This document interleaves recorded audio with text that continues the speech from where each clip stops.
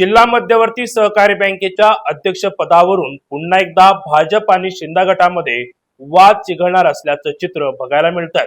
भुमरे, सत्तार की सावे अध्यक्षपदाची माळ नेमके कुणाच्या गळ्यात पडणार, राजकीय समीकरण नेमके काय सांगतायत, सविस्तर पाहणार आहोत। औरंगाबाद जिल्हा मध्यवर्ती सहकारी बँकेच्या संचालक मंडळाच्या निवडणुकीत मंत्री अतुल सावे आणि खासदार संदीपान भुमरे यांच्या नेतृत्वाखालील शेतकरी विकास पॅनलने दणदणीत विजय मिळवत 20 पैकी 19 जागांवर बाजी मारली आहे।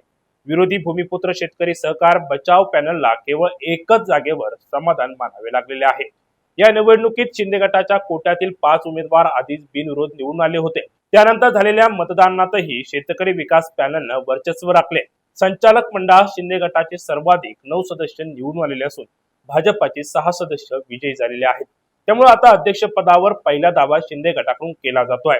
खरं तर मागील काही वर्षांपासून संभाजीनगरच्या राजकारणात भाजप आणि शिंदे गटामध्ये अनेक मुद्द्यांवर मतभेद दिसून आलेले आहेत। महानगरपालिका निवडणुकीत दोन्ही पक्षांमध्ये स्वबळाची चर्चा झाली होती। त्यानंतर विविध स्थानिक सत्ता कारणांमध्येही दोन्ही पक्षातील अंतर्गत स्पर्धा कायम राहिली आहे। नुकताच पार पडलेल्या विधान परिषद निवडणुकीतही दोन्ही पक्षातील मतभेदांची चर्चा रंगली होती। त्यामुळे जिल्हा मध्यवर्ती सहकारी बँकेचे अध्यक्षपद हे केवळ सहकार क्षेत्रापुरते मर्यादित नसून महायुतीतील शक्ती परीक्षेचे प्रतीक मानले जात आहे।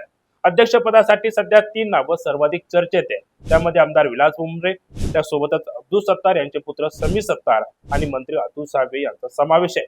खासदार संदीपान भुमरे आणि आमदार विलास भुमरे या स्वरूपात भुमरे कुटुंबाकडे आधीच 2 महत्त्वाचे राजकीय पद आहेत।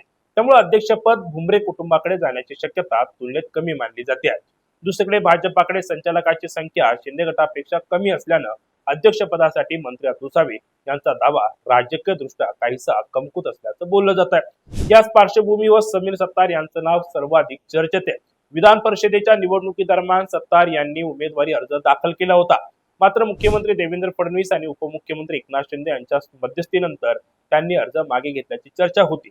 त्यावेळी भविष्यात योग्य राजकीय समन्वय साधला जाईल असा शब्द देण्यात आल्याचंही राजकीय वर्तुळात बोललं जात होतं। त्यामुळे अध्यक्षपदाच्या शर्यतीत समीर सत्तार यांचे पारडे सध्या जड मानले जात आहेत। तसेच संचालक मंडळात शिंदे गटाचे सर्वाधिक 9 सदस्य निवडून आल्यानं अध्यक्षपद शिंदे गटाकडे जाण्याची शक्यता वर्तवली जाते। त्यामुळे अध्यक्षपदासाठी भाजप आणि शिंदे गटामध्ये पुन्हा एकदा रस्सीखेच होणार का, याकडे सर्वांचं लक्ष लागलंय।